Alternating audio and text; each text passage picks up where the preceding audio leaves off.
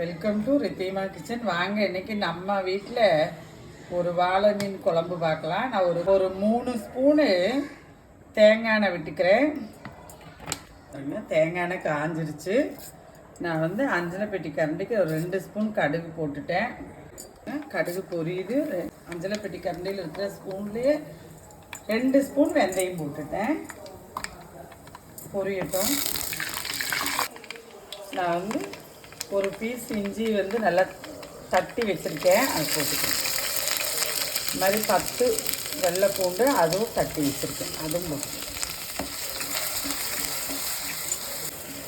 போட்டு கருவேப்பிலை.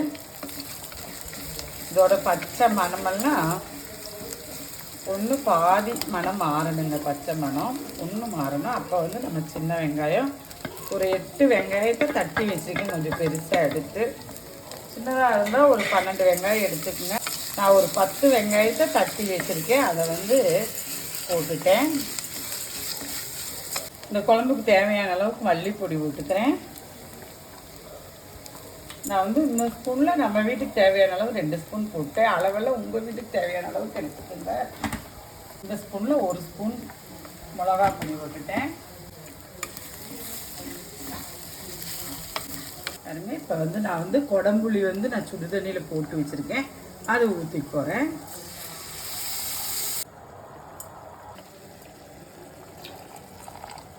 குடம்புளி போட்டுட்டு தண்ணியாக ஊற்றிட்டோங்க. தேவைப்படுறவங்க இதில் ஒரு பீஸு போட்டுக்கலாம். புளிப்பு ஓவர் வேணுங்கிறவங்க இது இப்படியே போடுறதுனால நீங்கள் போட்டுக்கலாம். ஆனால் அது அப்படியே நம்ம குழம்புல விட்டோம்னா நல்லா ஒரு புளிப்பு ரொம்ப ஆயிரும். ஒரு துவர்ப்பு கலர்ந்த புளிப்பு ஜாஸ்தி ஆயிரும்.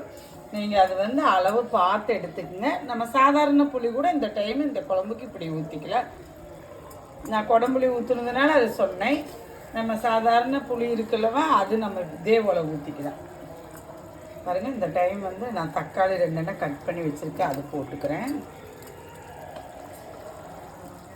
அதே மாதிரி 3 பச்சை மிளகாய் கட் பண்ணி வச்சுருக்கேன், அதுவும் போட்டுட்டேன். குழம்புக்கு தேவையான அளவுக்கு தண்ணி விட்டு போகிறேன். நம்ம தேங்காய் வறுத்து அரைச்சி அதுவும் ஊற்ற போகிறோம். அதனால் ஃபஸ்ட்டே பார்த்து தண்ணி வச்சுக்கோங்க. இந்த தக்காளி இதெல்லாம் வேகட்டும். குழம்புக்கு தேவையான அளவு உப்பு போட்டுக்கிறேன். அதே போல் நான் சொல்ல மறந்துட்டேன், இந்த குழம்புக்கு வெங்காயம் வணக்கிறது கண்ணாடி பதம் வந்தால் போதும். அந்தளவுக்கு வணக்கினீங்கன்னா போதும். குழம்பு கொதிக்கட்டும். நம்ம அதுக்குள்ளே தேங்காய் வறுத்துருவோம். நான் கொஞ்சமாக தேங்காய் எண்ணெய் விட்டு போகிறேன். நான் நம்ம வீட்டுக்கு தேவையான அளவு ஒரு மூடி தேங்காய் எடுத்துருக்கேன். நீங்கள் தேங்காயெல்லாம் உங்கள் வீட்டுக்கு தேவையான அளவு எடுத்துக்கலாம். தேங்காய் போட்டுட்டு நல்லா வறுத்து விட்டுருவோம். நல்லா செவக்க வேண்டாம். இது தேங்காய் வறுக்கிறது இது 3/4 பாகம்னு நம்ம வீட்டில் சொல்லுவோம். இந்த டைம் நான் குருமிளகு நம்ம வீட்டுக்கு காரத்துக்கு தகுந்த மாதிரி இந்த ஸ்பூனில் 2 ஸ்பூன் போட்டிருக்கேன். சின்ன ஸ்பூனு. நம்ம ஸ்பூனாக வந்துச்சுன்னா ஒரு காரம் கொஞ்சம் நல்லா சாப்பிட்றவங்க நம்ம மிளகா பொடி போட்டிருக்கோம். வேணும்னா நீங்கள் 1/2 ஸ்பூன் போட்டுக்கலாம், இல்லைன்னா 1/4 ஸ்பூன் போட்டுக்கலாம். 1/4 ஸ்பூன் போட்டுக்கலாம். சரியா? நான் எடுத்துருக்கிறது 1 கிலோ மீன் குழம்பு வைக்கிறதுக்கு. அப்போ 1/2 மூடி தேங்காய் எடுத்திருக்கேன். இதில் 1/2 ஸ்பூன் குருமிளகு வச்சு அரைச்சிட போகிறேன். இதே நான் ஒரு 5 சின்ன வெங்காயம் பொடியாக பெருசாக இருக்கிறதுனால கட் பண்ணியிருக்கேன். ஒரு 5 சின்ன வெங்காயம் வச்சு இதுலேயே நான் நல்லா நைஸாக அரைச்சிட்டு வந்துட போகிறேன். பாருங்கள், நமக்கு குழம்புல எண்ணெயெல்லாம் நல்லா பிரிஞ்சு வந்துருச்சு. தக்காளி உடையாது, இப்படி தான் இருக்கும். இந்த தேங்காயும் குருமிளகும் சின்ன வெங்காயம் அரைச்ச நிலவை அதில் ஒரு 1/4 ஸ்பூன் இந்த குழம்புக்கு தேவையான மஞ்சப்பொடி நம்ம முதல்ல போடலை, இதில் வச்சு அரைக்கிறதாக்கும் நான் அது காட்டில் இதை வச்சு அரைச்சிட்டு வந்துட்டேன்.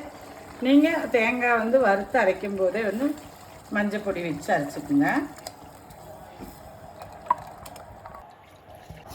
தேங்காய் ஊற்றுனதுனால கொஞ்சம் குழம்பு மீடியமாக தண்ணி இருந்தால் தான் நல்லாயிருக்கும். ரொம்ப தண்ணியானாலும் நல்லா இருக்காது. குழம்பு கொதிக்கட்டும். 2 கொதி விட்டால் போதும். இனி மூடி போட வேண்டாம். பாருங்கள், நம்மளுக்கு குழம்பு ரெடி ஆயிடுச்சு. இப்போ மீன் போட்டுக்குவோம்.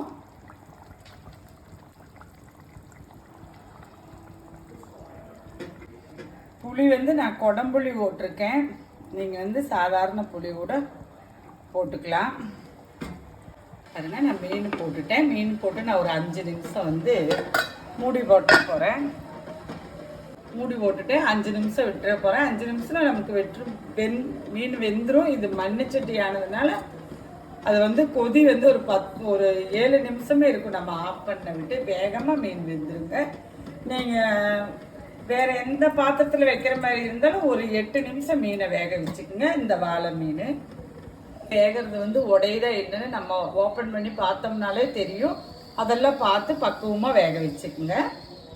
பாருங்கள், நம்மளுக்கு போட்ட மீன் வந்து 5 நிமிஷம் ஆயிருக்கும். நான் வந்து மண்ணுச்சட்டின்னு சொன்னேன் அல்லவா, அதனால வெந்துடும். நான் ஆஃப் பண்ணிக்கிறேன். இந்த மீன் குழம்பு வச்சு பாருங்கள். நம்ம சேனலில் ஆல்ரெடி நிறைய மீன் குழம்பு இருக்குது, அது செஞ்சு பாருங்கள். வாங்க நம்ம வீட்டில் சாப்பிட்லாம். நன்றி, வணக்கம்.